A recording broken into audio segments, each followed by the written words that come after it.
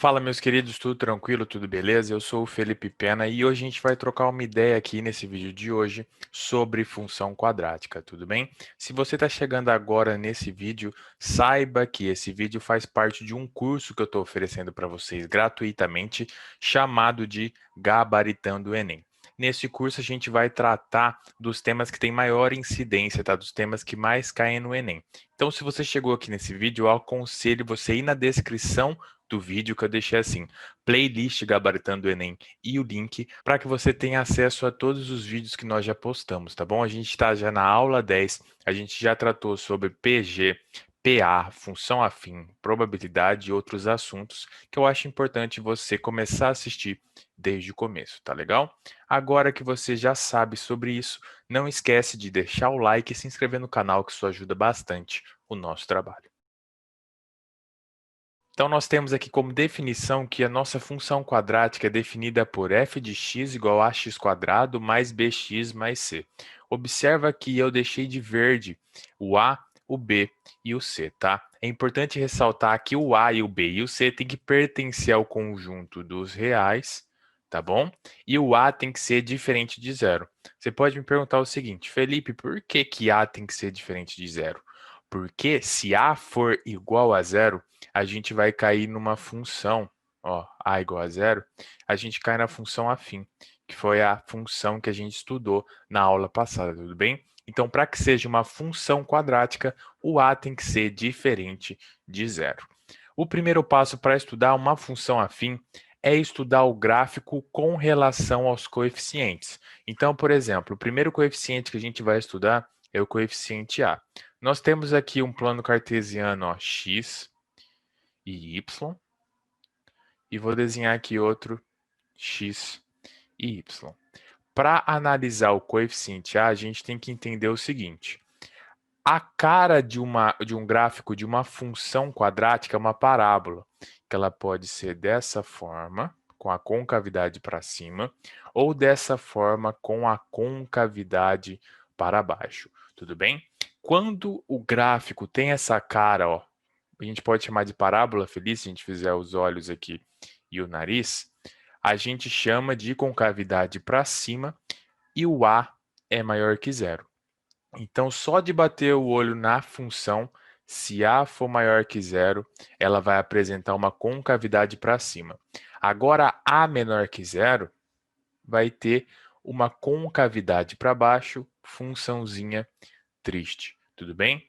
Bem importante vocês saberem isso, principalmente para o Enem. Outra coisa também que a maioria do pessoal já sabe é analisar o coeficiente C. O coeficiente C é exatamente o ponto em que cruza o eixo das ordenadas. Você pode estar se perguntando, mas Felipe, eu nem sei qual é o eixo das ordenadas. Nós temos dois eixos, um na horizontal e um na vertical. O na horizontal a gente chama de eixo X das abscissas e na vertical, eixo Y das ordenadas. O coeficiente C representa o ponto que cruza o eixo Y. Então, seria aqui no caso de A maior que zero e aqui no segundo caso. Tudo bem? Agora, um coeficiente que muita gente passa despercebido e não analisa ele, que é o coeficiente B. E ele também é muito importante da gente saber. Como que a gente sabe o B? Tá vendo aqui quando cruza o eixo Y, está cruzando de forma decrescente. Quando cruza de forma decrescente, B menor que zero. E nesse caso aqui, ó, está cruzando de forma crescente, tá vendo? Se a gente for analisar da esquerda para a direita, então B é maior que zero. Tudo bem? Então agora a gente já conhece como que é a carinha de uma função quadrática, ax quadrado mais bx mais c. Então revisando aqui, tá? O A quer dizer a concavidade, então A maior que zero, carinha feliz, A menor que zero, carinha triste. O C é o ponto que intercepta o eixo das ordenadas e o B você tem que analisar se está cruzando decrescente ou crescente, tá bom? Outra coisa muito importante que são as raízes, tá? Você pode me perguntar o quê? Felipe, o que é raiz de uma função quadrática? São os pontos que cruzam o eixo das abscissas. Então, vou usar esse daqui como exemplo, tá? Vai ser aqui e aqui. A gente vai determinar essas raízes através dessas duas formulinhas que é chamada de Bhaskara, tudo bem? Então, primeiro a gente calcula o delta, que é b ao quadrado menos 4ac, por isso que é super importante você saber os coeficientes, tá? Por exemplo, nessa função aqui, ó, f de x é igual a 2x quadrado mais 7x mais 9. A gente tem que saber muito bem tirar os coeficientes dessa função. Então, esse é o coeficiente a igual a 2, esse é o coeficiente b igual a 7, e esse é o coeficiente c igual a 9, tudo bem? Você sempre tem que saber encontrar os coeficientes numa função. Aí você substitui eles nessa formulinha aqui do delta, encontra o delta e coloca ele aqui na de baixo, que é oposto de b mais ou menos raiz de delta sobre 2a. Só que a gente tem uma observação muito importante para falar aqui com vocês, que dependendo do valor do delta, a gente tem algumas classificações, tudo bem? Então vamos analisar aqui o delta.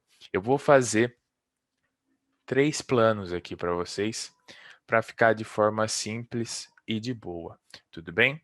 O primeiro vai ser para delta maior que zero, delta maior que zero. O segundo para delta igual a zero. E o terceiro para delta menor que zero.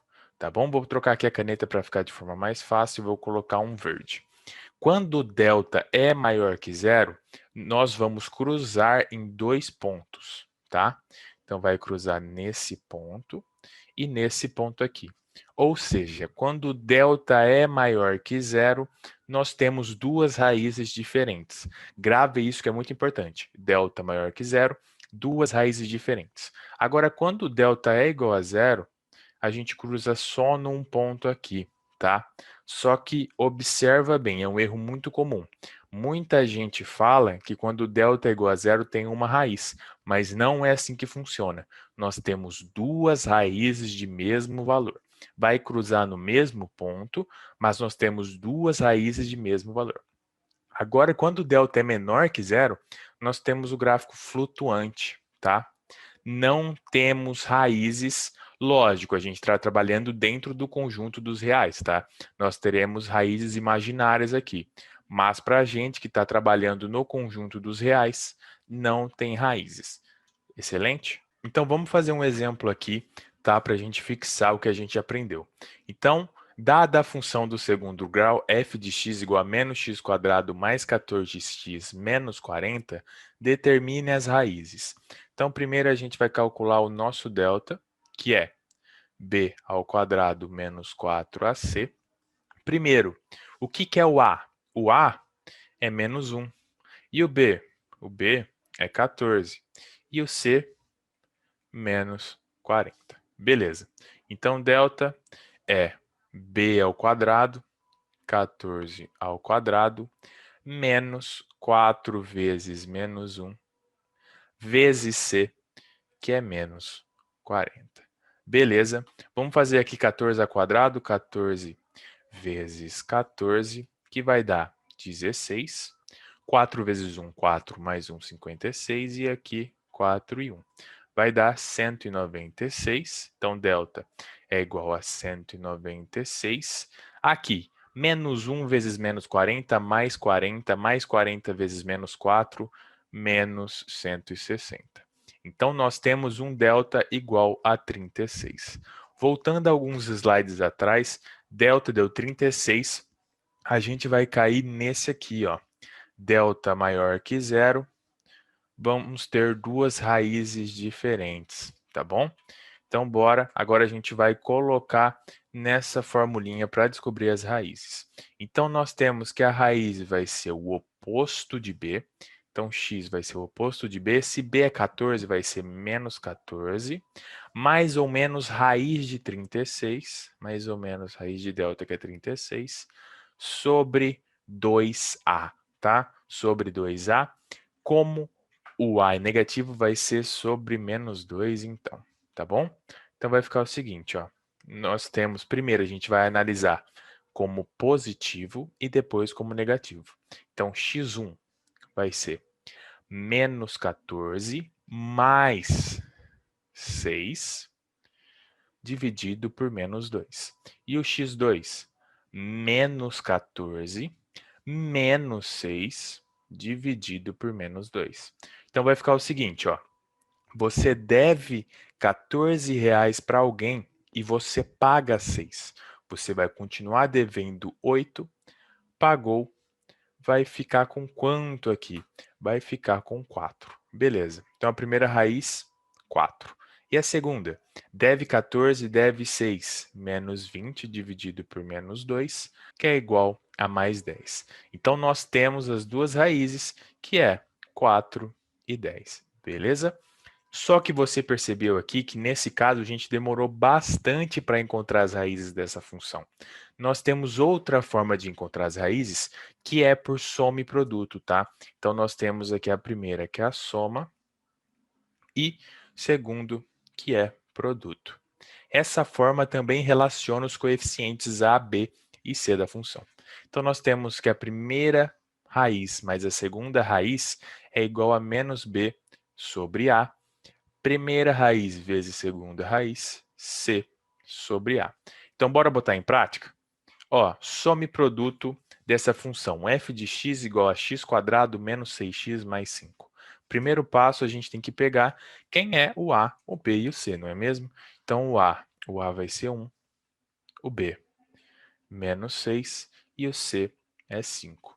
A gente sabe que a primeira raiz mais a segunda raiz tem que ser igual ao quê?